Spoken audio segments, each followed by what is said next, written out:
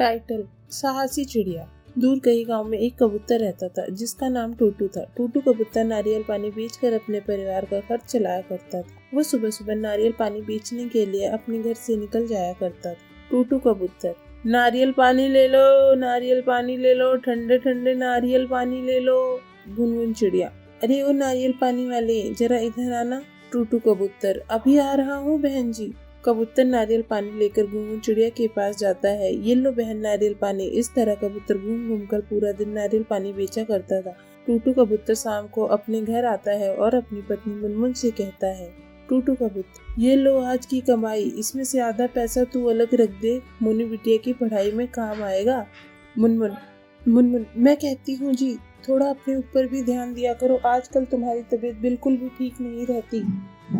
टूटू कबूतर: मुनमुन क्या करूं, बिटिया के भविष्य की चिंता भी तो है। मुनमुन चिड़िया: ठीक है जी, मैं आपके लिए पानी लेकर आती हूँ। इसी तरह उनके दिन कट रहे थे। एक दिन टूटू कबूतर नारियल पानी बेचने जा रहा था। तब एक चील ने अचानक से उस पर हमला कर देता है और हमले में टूटू कबूतर चील का शिकार बन जाता है। ये सब दूर पेड़ पर बैठी रूही चिड़िया देख रही थी। रूही चिड़िया मुनमुन चिड़िया के पास जाकर उसे बताती है। रूही चिड़िया: मुनमुन तो लुट गई, बर्बाद हो गई। तुम्हारे पति को एक चील ने शिकार से मार डाला।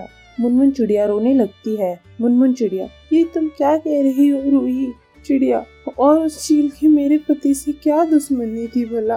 कई दिनों तक मुनमुन चिड़िया यूं टूटू कबूतर की याद में रोती रहती है। एक दिन मुनमुन चिड़िया की बेटी उसके पास आकर बोलती है। मोनी: माँ, कई दिन हो गए हैं, तुमने कुछ भी नहीं खाया पिया है और रोती रहती हो। इस तरह तुम्हारी तबीयत खराब हो जाएगी। माँ, अगर तुम्हें कुछ हो गया तो मुझे कौन देखेगा।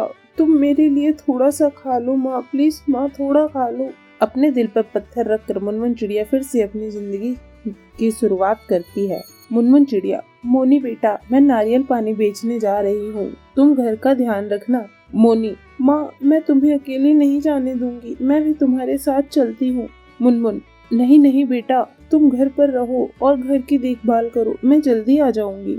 मुनमुन चिड़िया किसी तरह से मोनी को समझाती है और नारियल पानी बेचने जाती है। मुनमुन चिड़िया: नारियल पानी ले लो, नारियल पानी, ठंडे ठंडे नारियल पानी ले लो। तभी मोनू कौवा आता है। मोनू कौवा: अरे ओ मुनमुन, तू अपना नारियल पानी कहीं और जाकर बेच। इस जंगल के पक्षी अब मेरी कोल्ड ड्रिंक पीते हैं, तू अपनी दुकान कहीं और जाकर लगा। मुनमुन चिड़िया: ठीक है मोनू भैया, मैं कहीं और जाकर अपना नारियल पानी बेच लूंगी। मुनमुन चिड़िया थोड़ी दूरी पर जाकर अपना नारियल पानी बेचने का ठेला लगाती है। सुबह से शाम हो जाती है लेकिन उसका एक भी नारियल पानी नहीं बिकता। जंगल के सारे पक्षियाँ कोल्ड ड्रिंक पीने लगते हैं। नारियल पानी न बिकने के कारण मुनमुन चिड़िया उदास हो जाती है। इसी तरह कई दिन बीत जाते हैं। जंगल के पक्षी धीरे धीरे बीमार पड़ने लगते हैं। तब डॉक्टर मुक्कू सभी पक्षियों को कहती है। डॉक्टर मुक्कू: आप सभी की तबीयत कोल्ड ड्रिंक पीने के कारण बिगड़ी है। अगर आप सभी को अपनी तबीयत ठीक करनी है तो आप सभी को नारियल पानी पीना शुरू करना चाहिए।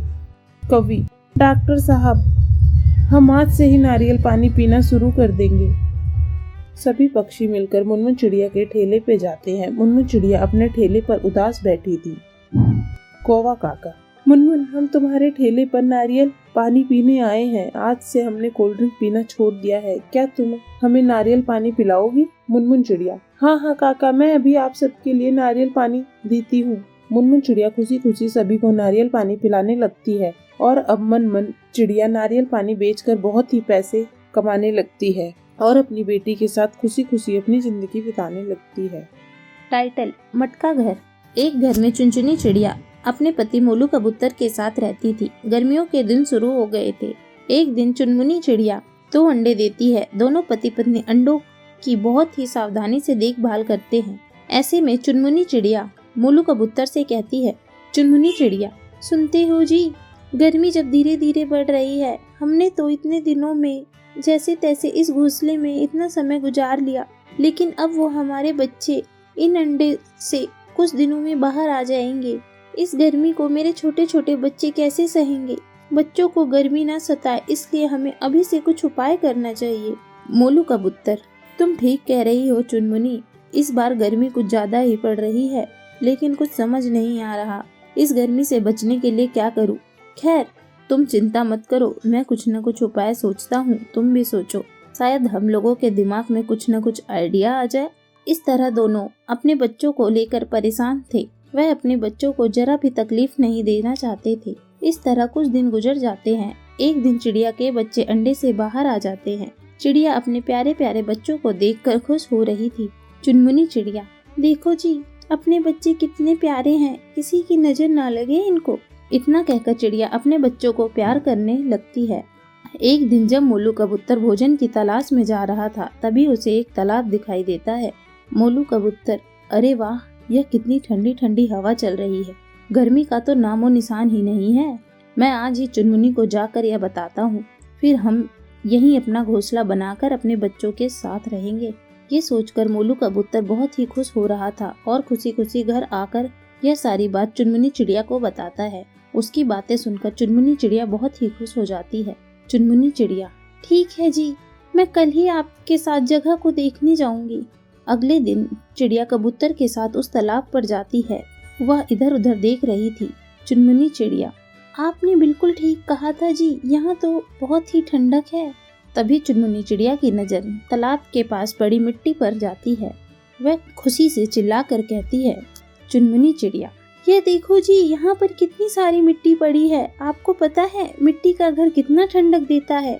गर्मी में हम इस मिट्टी से अपना मटका घर बनाएंगे। यह सुनकर मोलू कबूतर कहता है, मोलू कबूतर, अरे चुनमुनी, तुम्हारे दिमाग का तो कोई जवाब नहीं। तुम्हारे दिमाग का आइडिया तो बहुत ही ज्यादा अच्छा है। फिर दोनों मिलकर अपना मिट्टी का घर बनाते हैं।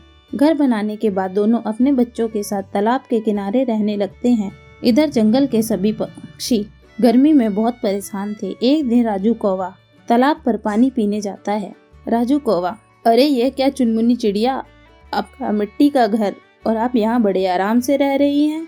राजू कौवा चुनमुनी के मटका घर के पास जाकर चिल्लाता है, राजू कौवा, चुनमुनी बहन, अरे ओ चुनमुनी बहन, तुम तो बड़ी ही चालाक निकली।